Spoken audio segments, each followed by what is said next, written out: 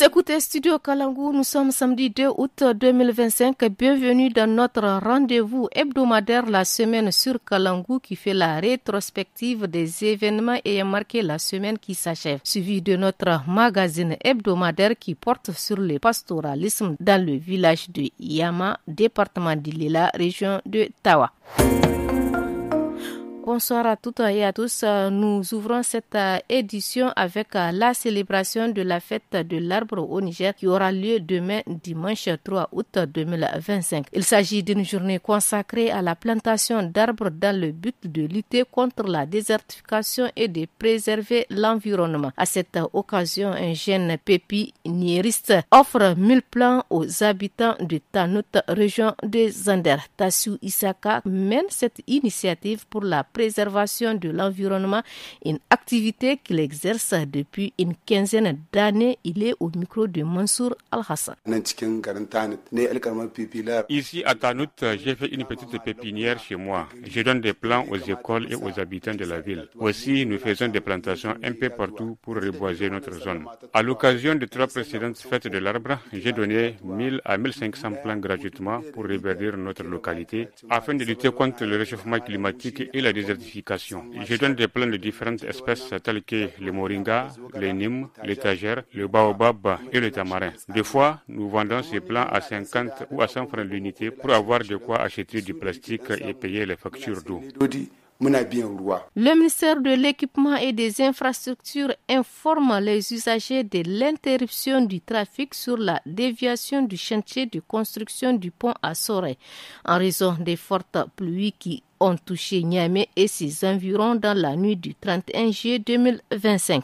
Des dispositions sont en cours pour réhabiliter la circulation dans les meilleurs délais. En attendant, les usagers sont invités à emprunter les axes Niamey-Ndunga Darey-Bongo ou Niamey-Balayara. Direction Tilaberi, où la commune rurale de Taxar a lancé cette semaine des travaux de drainage pour prévenir les inondations. Les explications de l'administrateur délégué l'adjudant chef Noufou Maman. Nous sommes en train de travailler pour mieux assainir la ville. Et pour cela, nous voulons le concours de toute la population, parce que cette ville vous appartient. Sachez que ce travail d'hygiène et assainissement que nous venons d'entreprendre, c'est pour votre bien et pour votre confort. Vous êtes donc appelés à faciliter la tâche à nos équipes afin qu'elles fassent correctement le travail, surtout pendant cette saison de pluie. Je sais qu'il y a beaucoup de problèmes parce que les eaux de pluie vont se stagner dans les rues et dans les maisons. C'est exactement cela la source de conflit le plus souvent, car vous n'êtes pas seul de savoir qu'il y a parmi nous ceux qui bloquent le passage de l'eau. Pour cela, nous devons être patients et tolérants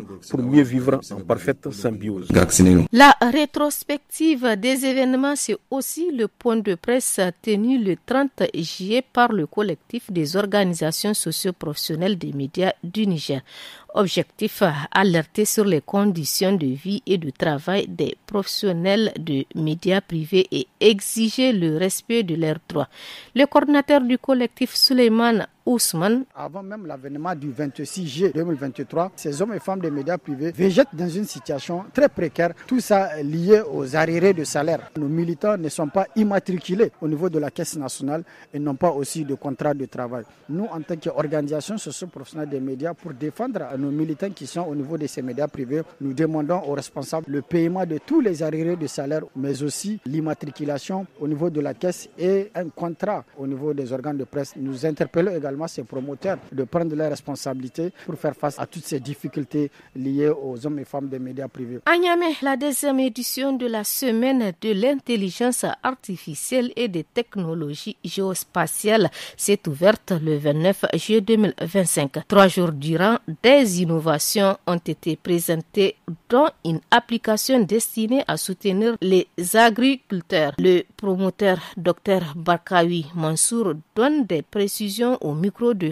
Habibou Garba. Il y a des plateformes IA qu'on a développées pour les agriculteurs. Aujourd'hui, un agriculteur, il est dans le monde rural, il est laissé à lui seul. Il a besoin de conseils, il a besoin d'orientation, mais il n'y a personne pour l'aider. Donc pour ça, on a développé une application où il va directement parler avec un robot. Il voit une plante qui commence à tomber malade, il va prendre la photo de la plante et il va demander au robot de quoi souffre en fait cette plante. Et l'IA va lui répondre en Hausa ou en Zarma. Donc il faudrait des bases solides par rapport à ça. Mais nous, nos solutions sont quand même orientées offline, sans recours à des connexions Internet. Autre fait de l'actualité, l'ambassade des États-Unis à Niamey a suspendu jusqu'à nouvel ordre toutes les procédures de demande de visa immigrants et non immigrants.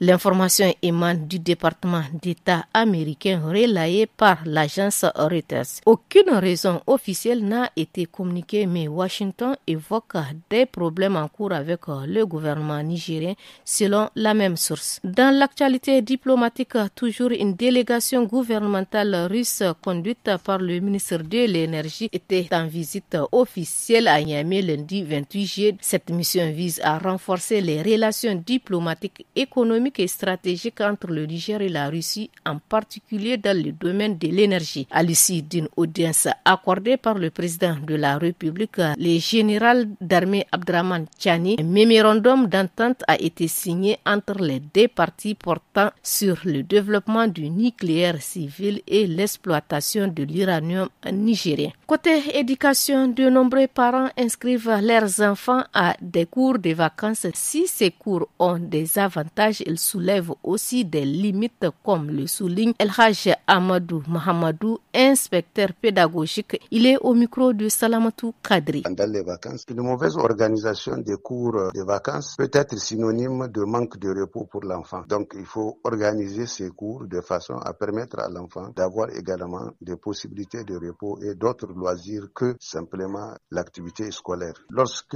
les cours de vacances sont perçus comme une contrainte, bien cela va engendrer un stress supplémentaire pour l'enfant qui va être toujours gardé dans un carcan presque routinier de va-et-vient entre l'école et la maison. Sur le plan sanitaire, la lutte contre l'hépatite C poursuit. Au Niger, la maladie touche près de 11% de la population selon l'Organisation mondiale de la santé. Le ministre de la Santé, le médecin colonel-major Garba Hakimi, revient sur les efforts en cours. Il s'est exprimé sur la télévision nationale. La lutte contre les hépatites virales, en particulier l'hépatite virale B, est désormais une priorité nationale. Depuis 2018, des efforts conséquents ont été faits, dont l'élaboration d'un plan stratégique national de lutte contre les hépatites virales, la révision de certains documents normatifs de prévention et de prise en charge des hépatites virales, la réalisation d'une étude pilote sur la séroprévalence du virus de l'hépatite B chez les femmes enceintes pour disposer d'une cartographie au niveau de ce groupe cible. Cette semaine marque également la célébration de la 33e journée nationale des personnes handicapées axée sur la protection sociale comme levier de lutte contre la mendicité. Écoutons le témoignage de Fatih Moukaila, formatrice en artisanat vivant avec un handicap qui a su gagner en autonomie. J'ai appris ce métier dans ma tendre jeunesse, avant mon mariage, et c'est ce travail qui me permet de subvenir à mes besoins, sans mendier ou tendre la main vers quelqu'un. Ma famille ne serait d'ailleurs pas d'accord. Après mon apprentissage, j'ai travaillé pendant 3 ans avant de poursuivre des formations et renforcement de capacités pendant 6 ans. Et Dieu merci, grâce à mon métier, je puis acheter des terrains que je vais léguer à mes enfants. Place à la partie magazine et direction Tawa, plus précisément à Yama, pour parler du pastoralisme dans cette localité où le métier du berger, souvent discret, demeure pourtant essentiel à la vie rurale. Un reportage rendu au studio par Asumana China. Nous sommes à Yama, un village profondément ancré dans la tradition pastorale. Ici, l'élevage constitue l'activité principale de la population. Suleiman Dari, berger de profession, perpétue un savoir hérité de son père. Depuis l'enfance, il accompagne les troupeaux en brousse. Il évoque son quotidien, le sourire aux lèvres. J'ai plus de 10 ans que je conduis les animaux au pâturage. Je n'ai jamais été à l'école. J'ai hérité ce métier de mes parents. C'est avec mon père que j'ai appris à être berger. Nous amenons les chèvres, les moutons et les vaches dans la brousse à partir de 11h par exemple et nous revenons à la maison vers 17h le soir. Haruna, un villageois, confie régulièrement ses bêtes à Suleiman. La rémunération du berger s'est faite à la tête de bétail pour un tarif qui varie selon les saisons. En confiant vos animaux au berger, vous donnez 200 francs pour chaque petit ruminant. Chaque soir du retour de la brousse, c'est à vous de chercher vos animaux pour les ramener chez vous. À la fin de la semaine, vous versez 100 francs pour les bovins et 50 francs pour les petits ruminants. Et pendant les récoltes, vous donnez 500 francs pour les petits ruminants et 1000 francs pour les gros ruminants. Cette année, les éleveurs bénéficient d'une rare abondance de fourrage et d'eau, des conditions idéales pour les troupeaux. Mais un défi majeur persiste, l'absence de couloirs de passage pour les animaux, comme en témoignent ces bergers. Notre difficulté à cette saison de pluie est qu'il n'y a pas de couloir de passage qui nous permettra de conduire nos troupeaux loin. Les couloirs que nous avons trouvés même n'existent plus. En plus, les terrains sont morcelés pour construire des habitations.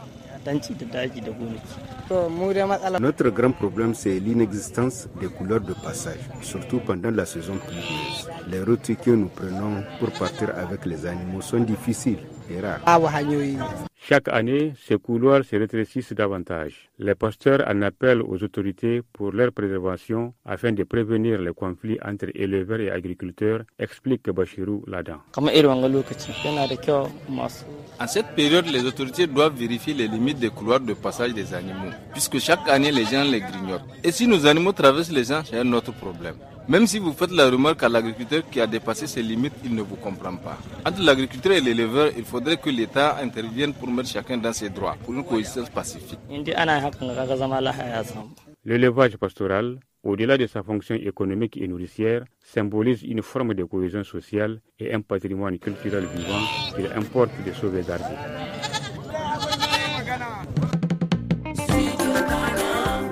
Ainsi s'achève la rétro en français de cette semaine. Restez pour la suite en langue nationale. Excellent week-end à tous.